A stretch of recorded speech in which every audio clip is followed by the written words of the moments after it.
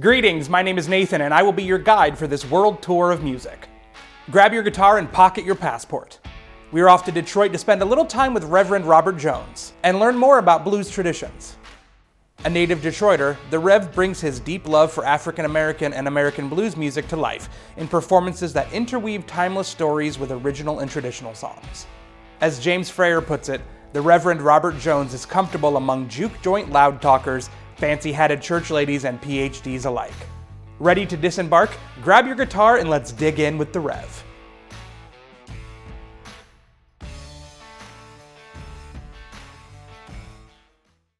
So now, what I'm holding now is one of the oldest guitars that I own, and is one of the guitars I've had the longest, right? I've had this guitar over, I'm thinking back, maybe 35 years or so. And I saw a photograph of Son House playing one of these and thought, man, this guy looks like he can sing. And it's before I'd ever even heard his voice on record. And I started looking for one of these, and you know, I was really blessed to find this old girl. I call it Bernice because that's my wife's name, right? So, but anyway, this guitar is about a 1934 National steel guitar, and you can sort of tell that because somewhere around 34, they no longer joined the body no longer joined the neck at the 12th fret, went to the 14th fret, but it still had a slotted peg head, so it's kind of that transitional figure. If you look at a photograph of an album cover, Son House in 1964 or 5, I believe, recorded an album called Father of the Folk Blues, and he was playing a guitar that looks remarkably like this one. I mentioned that those musicians who played in that era, they loved the idea of the resonator guitar, but they played it on whatever they had. Stella guitar from Sears and Roebuck, or a guitar that you ordered from Montgomery Ward might cost $3 or $5 or, heaven help us, $10. And that's what they played this music on. But in terms of a certain sound of the Delta, Son House, Booker White, and a number of others, there's like no substitute for having a resonator guitar, all right? So, how do we get there? Well, I mentioned an alternate tuning. If you pick up a banjo, it's usually not, well, it's tuned to an open G tuning, probably, right? The idea of if you picked up an instrument and didn't know how to tune it, you'd probably tune it to a chord. Well, an open chord allows you to have the ability to go from the first chord or the 1 chord to the 4 chord to the 5 chord to the octave using just one finger. You can't do that in standard, right? Standard is the ultimate compromise tuning that allows you to play the most versatility with the least amount of tuning. But if you're in the context of a juke joint, if you're in the context of playing music that people are dancing to, drinking to, fighting to, the idea of going to an open tuning makes a lot of sense. So we're going to go to open G tuning, which is kind of a country blues tuning. It's pretty easy. You think about your E string, your bass, is tuned down to a D.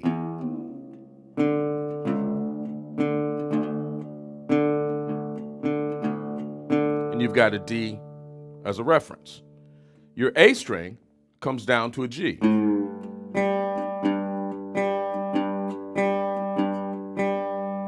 Your B string is left alone, and the high E string comes down to a D.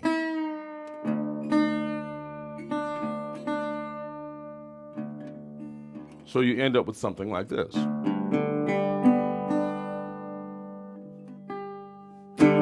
Right? Now that open G tuning allows you now, with one finger, to go.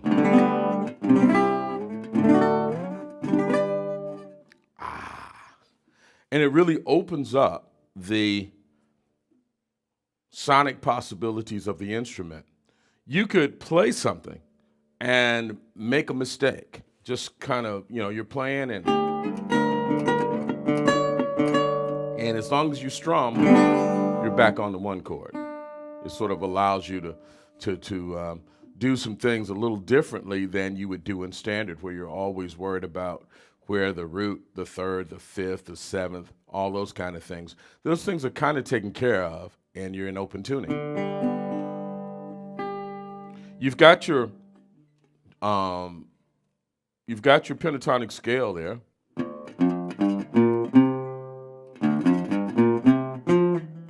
I'm sorry.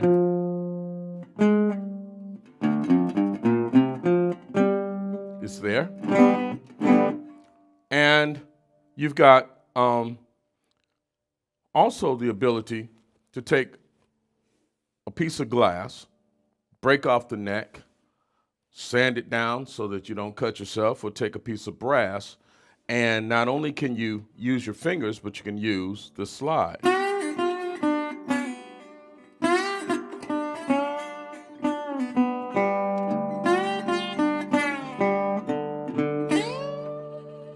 But it's still blues.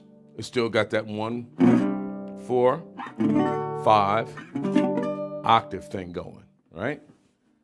So imagine you're on this plantation and you've got to be the jukebox. There's a difference between, say, playing some tune that's really about profound and deep lyrics, although there's some of that in the Delta, or just providing dance music.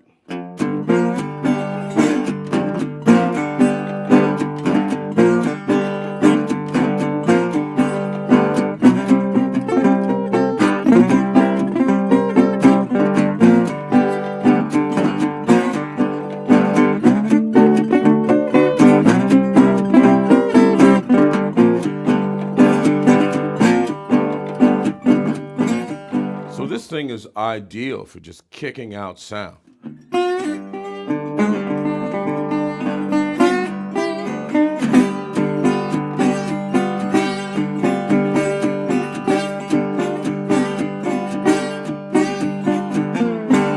Right? But at the same time that you have this instrument and this style that is very percussive and very, very rhythmic, you've got some really cool possibilities of imagery in, the Delta, flat, a place that is in some ways kind of unforgiving, and a population of black folks who are sort of live unto themselves. They plant the cotton, they cultivate the cotton, they pick the cotton. It's seasonal. It can be lonesome. It can be a place that's really peaceful, and at the same time, it can be a place of extreme violence, and all of that stuff is kind of tied into the imagery of that music. So I mentioned that the one part, the first part of a song, the part you sing over, might be very unique in terms of how you play it. So, for example, there's a guy who worked on a dockery plantation by the name of Charlie Patton. Very rough voice. Charlie Patton came out of the Chapman family, a whole group of musicians, all headed by a patriarch. I believe his name was Armintor Chapman. Don't quote me on that. But he had a bunch of sons, and these sons and daughters formed a group, very influential group called the Mississippi Sheiks. They were the central family in that group, and this family, they played everything. They played guitars and fiddles and banjos and basses and all that kind of stuff. Well, Charlie Patton was supposedly an illegitimate son of the elder Chapman.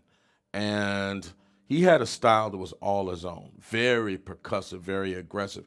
If you listen to some of Charlie Patton's recordings, it's even hard to understand his lyrics. He has this really gruff, like, So he might take a tune called Moon Going Down and do something like this. Well, the moon going down, Lord, and that western hill. Well, the moon going down, Lord, behind that western hill. Well, you know I would do nothing against my little baby as well. And, you know, that might be the way you would hear that tune, but then he might come back with another tune that was kind of like, see my baby, see my pony run. Oh, see my baby, see my little pony run. right? And the next piece might be very similar, but the thing that's changing is the lick you sing over that one part. The four part becomes pretty generic. Coming down to the bar, catching that little pentatonic figure, and the 5 chord is 7th fret, 5th fret, and back into whatever the head of the piece is. So what I'd like to do is sort of just touch on how to play some of those major figures. And we won't hit all of them, but let's say we'll talk about that piece that we just did, that Moon Going Down, the way it was interpreted by someone like Son House or someone like Willie Brown. And then we'll see how you could swap that lick out for another lick and do a song like Death Letter Blues, and understand that as you, again, go back to the idea of modular blues, how you can plug in or swap out those modules to create a credible Mississippi Delta sound. So we'll get started on the Delta Blues.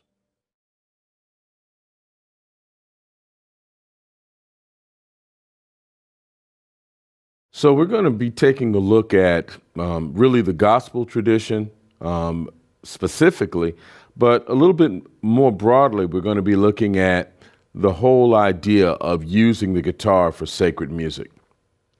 We really think about it, what we call gospel starts in the 1930s. It's an urban style, and it's really pioneered by a great piano player and some other great piano players, but specifically the person we call the father of gospel music is Thomas A. Dorsey. Now, Thomas Dorsey was also called Georgia Tom Dorsey when he used to play barrel house piano behind one Tampa Red. And so gospel and blues always share the same roots. In fact, gospel comes out of blues because Reverend Dorsey or Professor Dorsey decided that black music had sort of started to lose its vitality in the church, and he wanted to combine it with the blues, the boogie woogie, the barrel house piano that he knew worked in terms of emotion. And so he came up with this new style called gospel. But the roots of gospel go all the way back to slavery. And you think about it, the original spirituals were probably largely unaccompanied. Nobody's in the cotton field playing a guitar. Nobody's on the plantation necessarily playing an instrument while you're working. So it's primarily a vocal experience.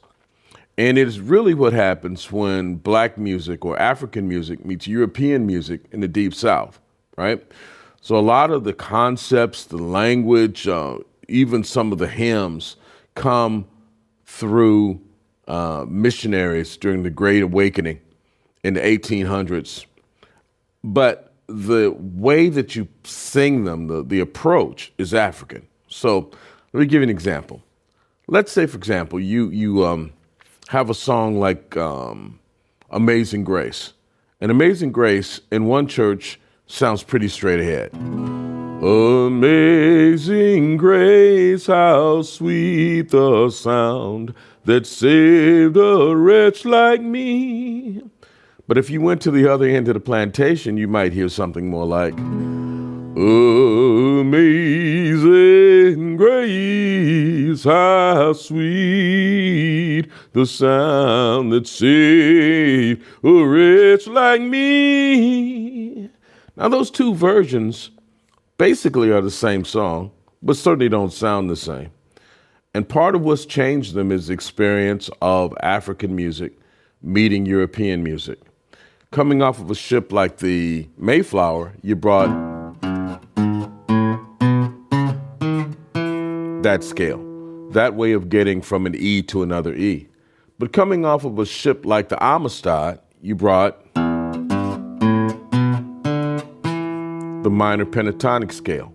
Only 5 notes getting from this E to that E, but changes the way the song sounds. So you take those two and you put them back to back with people who are listening to each other singing and working all the time, and you get this amazing mix, which really becomes American music, right? So that leads eventually to this music we call the spiritual. And at first, what we really want to talk about is the fact that this sacred music can be experienced in 3 ways. The great music writer Albert Murray talked about the idea that you have folk music, you have popular music, and you had classical music, right? Well, in this sense, we're talking about the spiritual, the prayer and praise hymn, and then gospel. The spiritual is a little bit distinct in that, again, it's born in slavery, and it's really kind of whatever you wish to make it. Individual singers take wildly different approaches to it. And it can be a moan, or it can be rejoicing. It'd be whatever you need it to be. But then when you take those people and put them together in a group where it's largely call and response and people are singing together, you kind of have to have a little bit more structure. The idea of the singer leads and the congregation responds. But then when you get to gospel in the 30s, what you do is you take popular music styles that are already popular, but then you sing praise, or you sing sacred lyrics to them. That's why you have some gospel, it sounds like R&B, some gospel sounds like bluegrass, some gospel sounds like honky tonk. And a large part of that gospel came out of the blues tradition and sounds like classic blues, but you do some things that make it sound sacred. So part of what we're going to get into in this package is how do you make that guitar sound more like church than like the barroom, more like sacred than like secular. So let's get at it. We'll talk a little bit, show a little bit about what makes it sound like a spiritual, what makes it sound like a prayer and praise hymn, and what makes it sound like gospel.